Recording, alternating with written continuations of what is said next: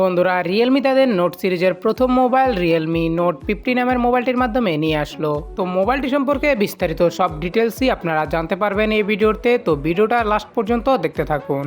তো বন্ধুরা আমি আছি আপনাদের সাথে ইমাম হোসাইন সাব্বির, আর আপনারা দেখছেন জোনবির।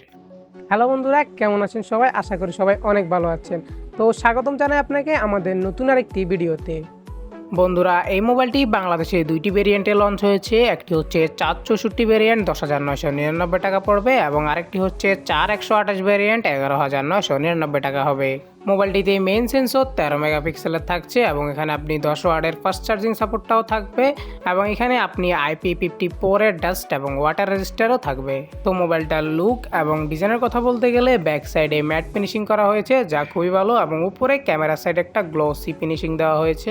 এতে করে ম্যাট ফিনিশিং থাকা আঙ্গুলের ছাপ অতটা পড়বে না, এবং বক্স স্কোয়ার শেপে মোবাইলটা আসতে চলেছে, এবং মোবাইলটা খুবই শক্তপোক্ত দেখা যাচ্ছে। খুবই ভালো একটা মোবাইল, এবং রিয়েলমি C51 এর সাথে এই মোবাইলটা এভরিথিংই সবকিছু মিলে যাচ্ছে। যদিও একটু ডিফারেন্স থাকছে, তবে বেশিরভাগ দিক থেকে সবকিছু ডিজাইন বা পারফরমেন্সের দিক থেকে প্রায় সেমই থাকছে। এবং সাইডের বেজেলের কথা বলতে গেলে বেজেল ঠিকঠাকই আছে, নিচেরটা একটু আপনার কাছে মোটা মনে হলো। এই প্রাইসের মধ্যে সবকিছু ওভারঅল ঠিকই আছে, এবং মোবাইলটা আপনার খুবই ভালো পারফরমেন্স দিবে। আপনার যতটুকু এই ভেরিয়েন্টের মধ্যে আশা করছেন তা ঠিকঠাকই আপনি পেতে চলেছেন। এবং মোবাইলটির ডিসপ্লে হচ্ছে 6.74 ইঞ্চের একটি IPS SD+ ডিসপ্লে, এবং এতে থাকছে 90 হার্জের রিফ্রেশ রেট। তবে SDR ডিসপ্লেতে 90 হার্জের রিফ্রেশ রেট কোনো কাজে আসে না, এটা আমরা ভালো করেই জানি। এবং আমরা যদি এখানে আরও দেখি তাহলে এই মোবাইলটার UI তারা রিয়েলমি তাদের নিজস্ব একটা UI ব্যবহার করেছে, তবে কোনটা ওটা অতটা শিওর না। এবং আপনার এটার ব্রাইটনেস প্রায় মোটামুটি 500 থেকে 580 নিটসের মতো আপনি পাবেন, যা দিয়ে আপনি ইনডোরে খুব ভালোভাবে ইউজ করতে পারবেন। ইনডোরে আপনি মাল্টিমিডিয়া ভিউ বলেন বা যাই বলেন আপনি খুব ভালোভাবে করতে পারবেন। তবে আউটডোরে গেলে আপনার একটু প্রবলেম হতে পারে। আউটডোরে এটার ব্রাইটনেস খুবই কম আমার কাছে মনে হয়েছে। আজকালকার সময়ে এসে এই মিড রেঞ্জের প্রাইসগুলোর প্রসেসর হিসেবে দখল করে রেখেছে ইউনিসকের প্রসেসরগুলো। তো এটাও ব্যতিক্রম না, এটাতেও রয়েছে ইউনিসকের T612 এর প্রসেসরটার কথা বলতে গেলে প্রসেসরটা এই মিড রেঞ্জের প্রাইস হিসেবে ঠিকঠাকই আছে। আপনার ডেইলি টাস্কিং বা আপনার যাবতীয় দিনের কাজগুলো আপনি সারতে পারবেন, এবং এতে আপনি মেমোরি কার্ডও ইউজ করতে পারবেন। এক্সট্রা আপনার স্টোর লাগলে আর কি ওইটা বাড়ায় নিতে পারবেন। এবং এখানে অ্যান্ড্রয়েড 13 আপডেট থাকছে, যা এই সময় এসে অ্যান্ড্রয়েড 14 থাকাটা ভালো ছিল।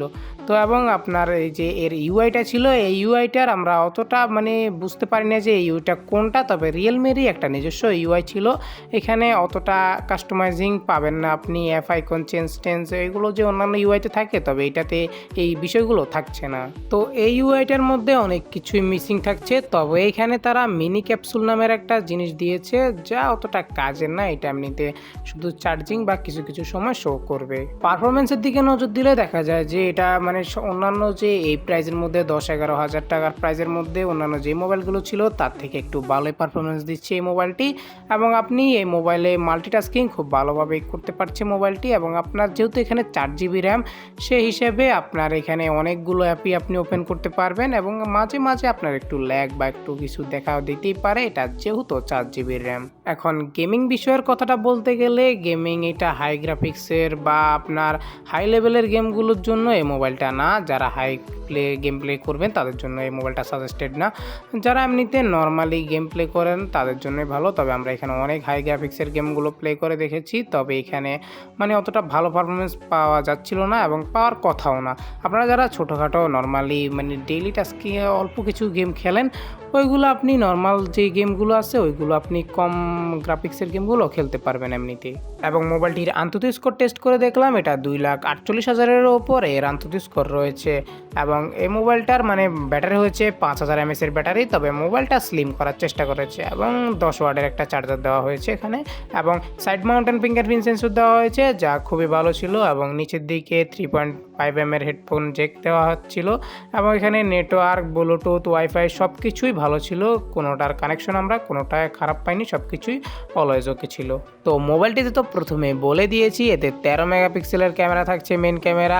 তো এতে মনে করেছি ছবিটা অতটা ভালো আসবে না, কিন্তু যখন আমরা ছবির কোয়ালিটিগুলো দেখি তাহলে খুবই ভালো আসছে। এবং আপনি যখন ছবিতে আলো থাকবে তখন আপনার ডিটেলসটা ভালো আসবে, আর ছবিতে আলো না থাকলে একটু সফট আসবে। এবং নাইটের ছবিটা অতটা ভালো ভালো ছিল না, তবে মোটামুটি অ্যাভারেজ চলার মতো ছিল। এবং আপনি ভিডিওটা 1080p 30 fps ভিডিও শ্যুট করতে পারবেন। ওভারঅল প্রাইস আপনার র্যাম রম ক্যামেরা সব দিক থেকে বিবেচনা করতে গেলে মোবাইলটি মানে এই প্রাইস হিসেবে খুবই ভালো ছিল। এই প্রাইজের অন্যান্য যে সকল ফোন ছিল সব দিক থেকে এই মোবাইলটা একটু হলেও এগিয়ে আছে। এবং মোবাইলটি আপনার কাছে কীরকম লাগছে তা আমাদেরকে অবশ্যই কমেন্ট করে জানাবেন। তো আজকে এই পর্যন্তই, দেখা হবে পরের কোনো ভিডিওতে। সে পর্যন্ত ভালো থাকবেন, সুস্থ থাকবেন।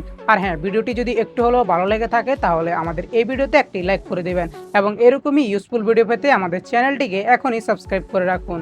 ধন্যবাদ। তো বন্ধুরা, আরও বিস্তারিত ভিডিওগুলো দেখতে উপরে দুই সাইডে দুইটা ভিডিও দেখতে পাচ্ছেন, ওইগুলোতে ক্লিক করুন এবং আমাদের চ্যানেলটিকে সাবস্ক্রাইব করতে মাঝের আমাদের লোগো আইকনটিতে ক্লিক করে সাবস্ক্রাইব করে রাখুন এখনই।